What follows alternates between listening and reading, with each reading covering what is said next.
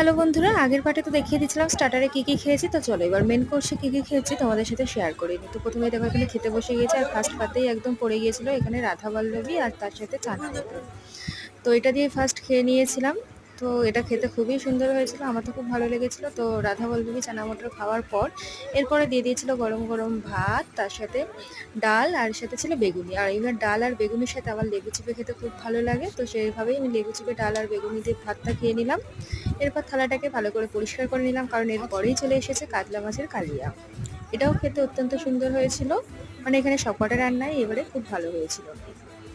তো মাছের কালিয়াটা দিয়ে খাওয়ার পর পড়ে গিয়েছিল চিকেন। তো এই চিকেন দিয়ে খাওয়ার পর লাস্ট পাতে চলে এসেছিলো চাটনি, পাঁপড়, মিষ্টি। যেহেতু আমি চাটনিটা নিইনি, সেহেতু পাঁপড় আর মিষ্টি আর সন্দেশটাই তোমাদের সাথে শেয়ার করলাম। তো লাস্টে একদম শেষে খাওয়া হয়ে গেলে আইসক্রিম নিয়ে একেবারে বিয়ে বাড়িতে বিদায় জানিয়ে বাড়ি চলে এলাম। কেমন লাগলো জানিয়ে বন্ধুরা।